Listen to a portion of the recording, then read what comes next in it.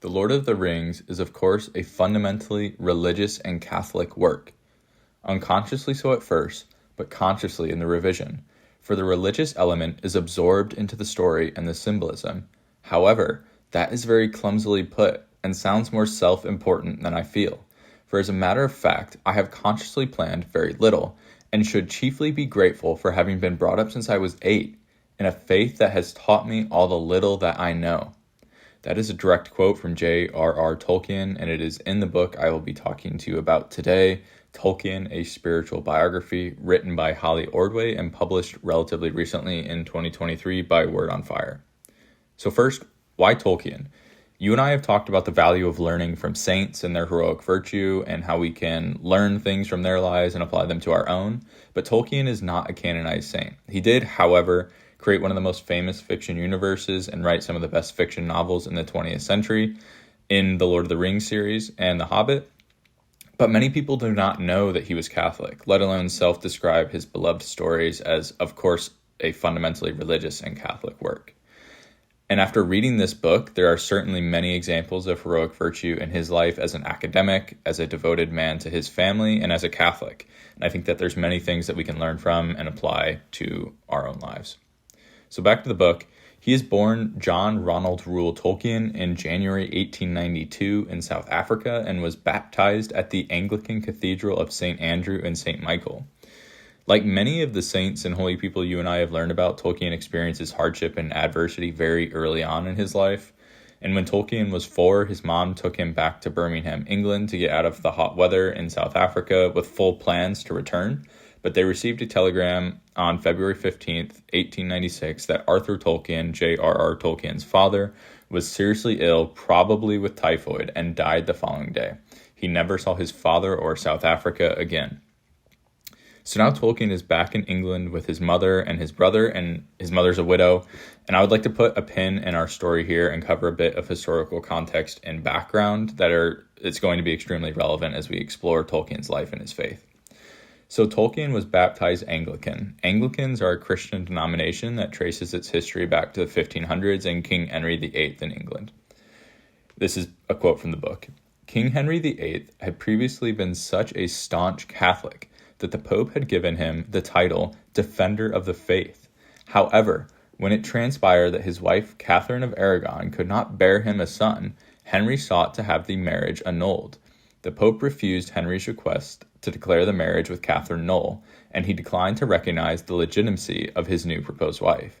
In response, Henry overthrew the papal authority and declared himself the head of the Church of England, and thus Anglicanism was born. So the reason this context is critical to understand is because it starts a chain of events. It starts a history of persecution of Catholics in England as they're seen as a threat to English sovereignty, and this continues well into Tolkien's day. And just 60 years before Tolkien is born, the Catholic Emancipation Act of 1820 allows Catholics to be members of the parliament and to work as civil servants and to vote. So just relatively recently to Tolkien's birth, they're given full voting rights, and that does not even stop the persecution that continues well into Tolkien's day. So in describing what it was like to have been Catholic during this time and place at the end of the 19th century, historian Edward Norman put it, "Ignorance of Catholic doctrines, a sensationalized popular literature about Catholic practices, a political tradition of civil liberty which associated Catholicism with autocracy, treason, and intellectual enslavement, all tended to foster a widespread dislike. Some would even express it as a loathing of the Roman Church. Lord Ripon, a former cabinet minister and a friend of the Prime Minister, William Gladstone, converted to Catholicism, and the Times newspaper declared that he had lost the confidence of the English people, for to become a Roman Catholic and remain a thorough Englishman are, it cannot be disguised, almost incompatible conditions." And to this day, the monarch is still not allowed to be Catholic, but as of 2013, they now are permitted to marry one. So what does this have to do with Tolkien and his upbringing? Well, his mother Mabel was received into the Catholic Church in June 1900, and immediately financial support from her brother-in-law is cut off and sends the family into relative poverty. So as the opening quote from Tolkien alluded to, he is brought up in the Catholic Church from age 8, and this is because his mother makes this extremely unpopular and difficult choice to pursue truth and convert to Catholicism despite the ramifications. And this will be the environment that Tolkien grows up in and is formed by. So the family ultimately ends up joining a parish called the Oratory, founded by St. John Henry Newman, and this will drastically alter Tolkien's life. So the mission of the Oratorians is to serve the highly educated in the community, emphasize outreach and evangelization through the beauty of liturgy and music, and through the sacrament of reconciliation. Many of the Oratory fathers themselves had personally known or were taught by John Henry Newman, thereby having a large impact on Ronald. So this is the environment, the intellectual community that Tolkien is embedded in. It's focused on the sacrament of reconciliation, which we'll see throughout Tolkien's life. It's focused on the beauty of the liturgy and the music, and I think this has a profound impact on Tolkien and what he chooses to study, and then ultimately his work. Additionally, I think it's important to note here that as you and I learn more and read more about saints and holy people, there are usually recurring people and themes that pop up throughout these books, and they have a profound impact on the saint or that holy person. And John Henry Newman is one of those people for Tolkien. He has a profound impact on how Tolkien is brought up and ultimately how his life ends up. One of the clergy at the Oratory commented that Ronald had read far too much for a boy under 15, and he doesn't have a single classical thing to recommend him. This is one of my favorite biographical motifs to highlight as we go through these books and analyze these saints and holy people, is that we constantly see that there's this intense hunger for reading and an innate curiosity to learn. And that is why you and I are on this endeavor as well. We want to learn as much as we possibly can from these people and then apply them to our own lives. And it's really cool to see the same spirit within Tolkien. However, tragedy strikes again early on in Tolkien's life as his mother Mabel dies from diabetes in November 1904. Tolkien was only 12 years old. Tolkien wrote, "My own dear mother was a martyr indeed, and it is not to everybody that God grant so easy a way to his gifts as he did to Hilary and myself." Hilary is his brother. "Giving us a mother who killed herself with labor and trouble to ensure us keeping the faith." So what he's saying is that she took on so much stress and so much anxiety and work in converting and having some of her support cut off, that she was essentially to him a martyr, that she did this for the truth, for her faith. And this is the example that is set for Tolkien and his brother. So now orphaned, Tolkien's mother had arranged for Father Francis Morgan of the Oratory to be the guardian of the two boys. Father Francis had John Henry Newman as a teacher in his youth and was an avid reader and had a room crammed full of books, which of course has a profound impact on Tolkien. So as Tolkien grows up at King Edward's School, he makes 4 very good friends where they found the Tea Club Barovian Society, or the TCBS, and this is in describing the TCBS. Humor was quickfire and often sophisticated. Their interests and talents were many, ranging from playing rugby to debating in English and Latin, reading poetry, and performing plays in Greek verse. The TCBS also had a morally serious side, which would grow stronger as they went up through the ranks of King Edward's and then departed for university. The quartet called themselves the Immortal Four. Their aim was to reestablish sanity, cleanliness, and the love of real and true beauty in everyone's breast. Tolkien declared that their destiny was to testify for God and truth. That does not sound like typical teenagers, but again highlights the types of peers that Tolkien is surrounded by and who he is formed by. And this is so important as we think about, who are we surrounding ourselves with? Are we surrounding ourselves with people who are pushing us to, quote, reestablish sanity, cleanliness, and the love of real and true beauty? Those are the type of people that you want to surround yourself with. So Tolkien meets his wife Edith when they are both orphans and they reside in the same home. They end up falling in love, and she is all that young Ronald can think about. He is forced to not see her for 3 years until he is 21 by Father Francis Morgan because he fears it is a youthful fling and won't be positive for Tolkien. Ultimately, he is accepted into Oxford with a scholarship in 1911, and this is a quote from the book. Oxford, like the rest of England, was firmly Protestant and anti-Catholic, and until recently before Ronald's attendance, Catholics were not even allowed to attend, and once they were able to attend, had to get special permission from their bishop. Despite this, he graduates in 4 years with a first-class honors degree in English language and literature, a brilliant achievement. And as soon as Tolkien turns 21 and the 3 years is up in 1913, he wrote Edith telling her that he still loved her and that he wanted to marry her, saying, "How long will it be before we can be joined together before God and the world?" When she wrote back, her news was stunning. She was engaged to be married to another man. Undaunted, Tolkien wrote back and they agreed to meet. Tolkien convinced Edith to break off her engagement and then proposed marriage to her, and she accepted. During the next 18 months of their engagement, Tolkien finished his studies at Oxford and then bolted into the army in the summer of 1915, and as soon as he had his degree under his belt. On Wednesday, March 22nd, 1916, Tolkien and Edith were quietly married after the morning mass at St. Mary Immaculate. Tolkien was 24. On Sunday, June 4th, Tolkien boarded his train, beginning his journey to the Western Front and France to fight as an officer in World War I. Continuing quote from the book, "At the front, he would receive communion and go to confession and mass as often as he could, although it was extremely difficult. 2 members of the TCBS were killed within their first year, Jeffrey Smith and Rob Gilson.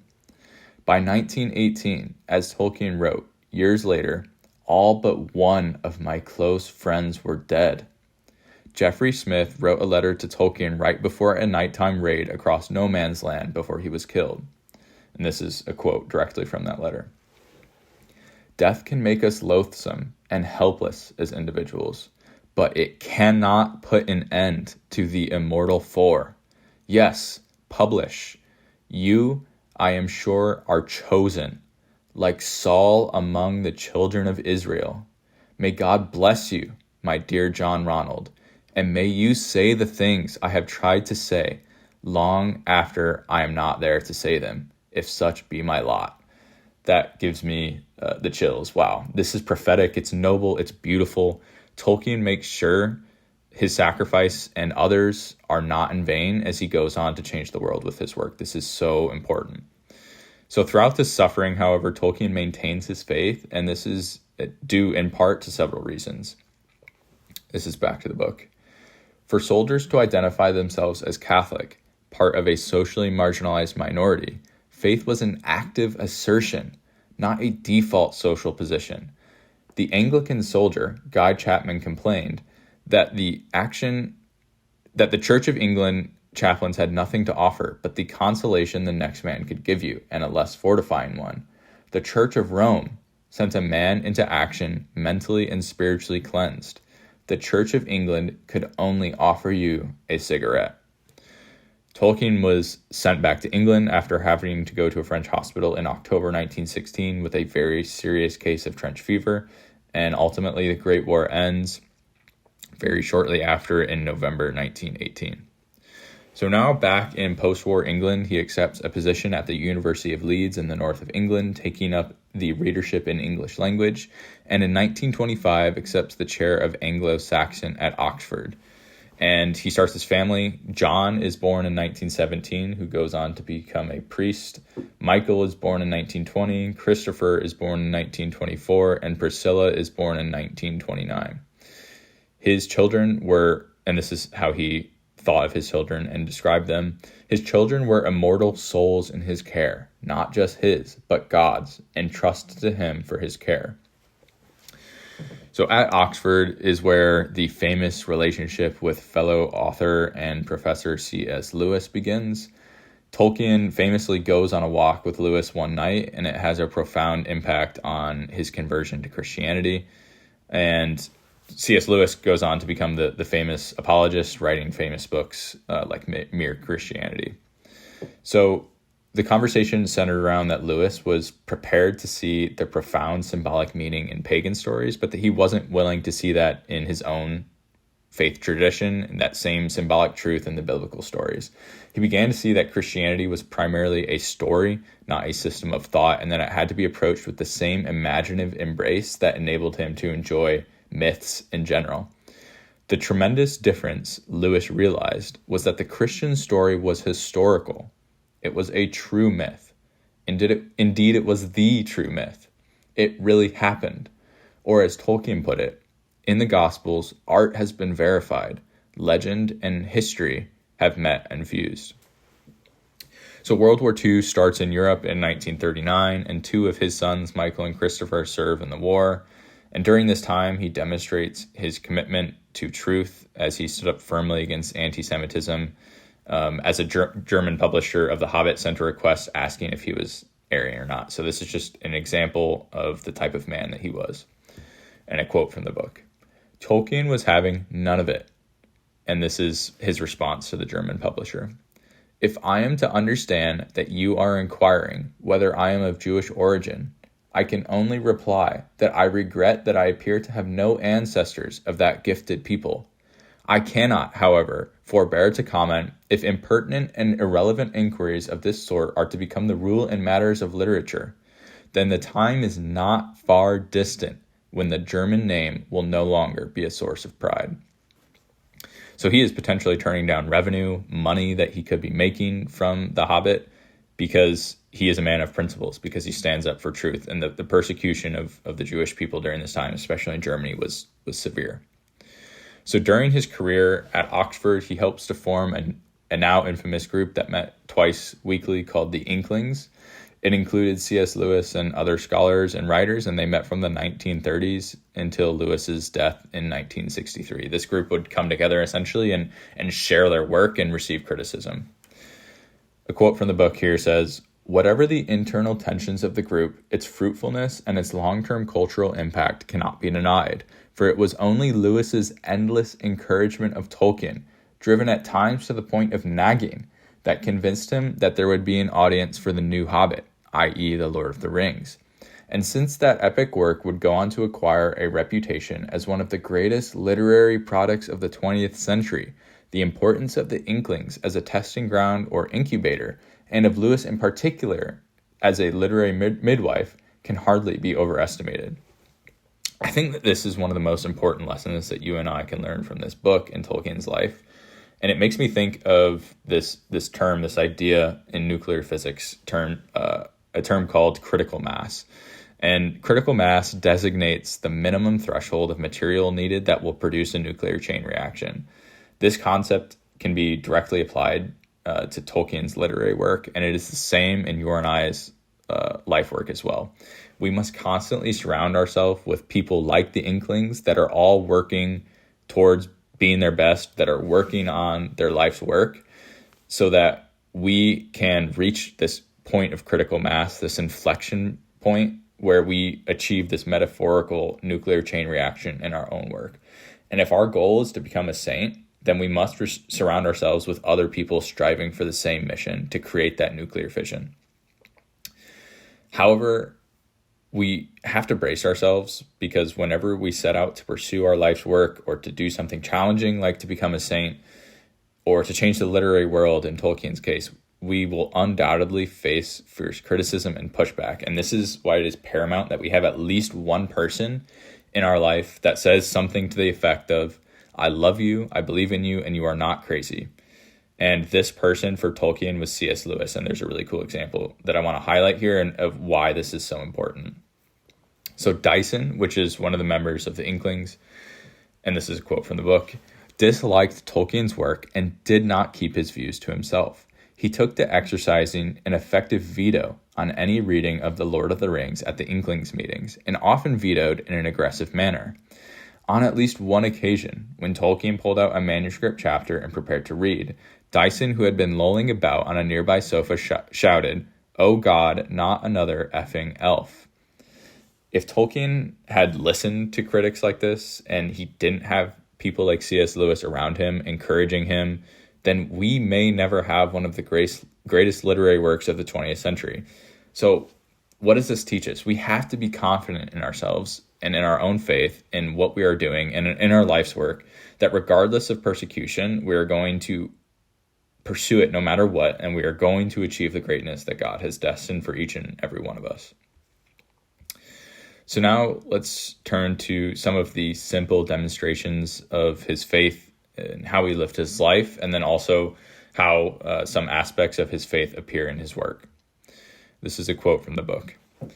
Tolkien was dedicated to the sacrament of confession and always liked to go to confession before receiving communion, even inquiring if he would be able to go to confession while visiting friends over Sunday. Writing to his son Michael in 1941, he declared, "Out of the darkness of my life, so much frustrated, I put before you the one thing to love on earth, the Blessed Sacrament. There you will find romance, glory, honor, fidelity, and the true way of all your loves upon earth, and more than that, death, by the divine paradox, that which ends life and demands the surrender of all, and yet by the taste or foretaste of which alone can you seek in your relationships, love, faithfulness, and joy be maintained. Or take on that complexion of reality, eternal endurance, which every man's heart desires." And this is just an anecdotal evidence, additionally pointing to his reverence of the Blessed Sacrament. He would raise his hat whenever he passed a church as a sort of genuflection to our Lord in the tabernacle. So in talking about her father, his daughter Priscilla wrote, "Though I am profoundly aware of my father's piety and faith, I do not remember him ever intent on speaking of dogma or doctrines in intellectual or abstract terms. I do not think it was ever in his heart to write or speak of religion didactically. His was to express religious themes and moral questions through the medium of storytelling." This takes us now to a couple examples of his stories set in Middle-earth and some of the symbolism of his Catholic faith. Symbolically, the lembas elvish bread in The Lord of the Rings has exceptional nourishing properties, but it is not physically different if there is a scientific analysis done on it, just like the Eucharist. Tolkien recognizes that the story function of lembas is to make it plausible that the characters can go on such long journeys with so little present provision of food, but that aspect, he says, is relatively unimportant.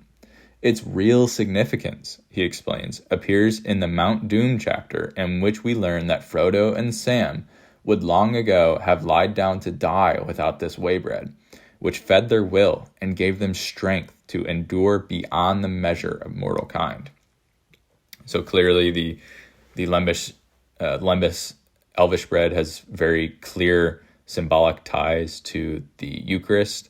And then in Return of the King, Éowyn and her role in killing the Witch King's flying steed, the Nazgul, is very resonant of Mary's role in defeating Satan, classically imaged as her crushing the serpent's head. And it is very similar to this image that we see in The Lord of the Rings. The quote from the book says, "The outstretched neck she clove asunder, and the hewn head fell like a stone." So as Tolkien ages, he lives through the Second Vatican Council in the mid-1960s, and this presents a cross for him to bear and also demonstrates some of his heroic virtue. It lets us see into how he handled stress and things that he disagreed with. This is a quote from the book. "He sadly lamented the loss of the Latin Mass and all that implied. Tolkien felt the reforms to be misguided and unnecessary. Tolkien once described the church to his son as dying but living, corrupt but holy, self-reforming and re-arising. He did not speak publicly about these disagreements, however, with a deep love and respect for the church being fundamental. I think there is nothing to do but to pray for the church, the vicar of Christ, and for ourselves, and meanwhile to exercise the virtue of loyalty, which indeed only becomes a virtue when one is under pressure to desert it."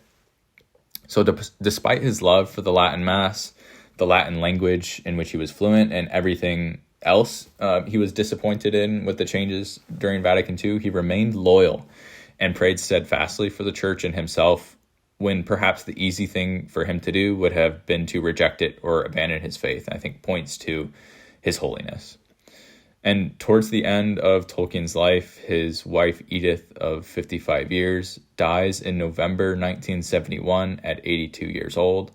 And just a couple years later, in September of 1973, he is hospitalized with a bleeding ulcer that was then complicated by a chest infection and dies at the age of 81. And his funeral mass was celebrated by his son, the priest, Father John. So that is where I will leave it for now. Again, this was from the book Tolkien, A Spiritual Biography by Holly Ordway. If you would like to purchase the book and to read it for yourself, I would highly recommend it. There is much more included that I do not cover here. And if you would like to purchase the book and support the podcast at the same time, you can use the link in the description of the podcast. Thank you, and Deo gratias.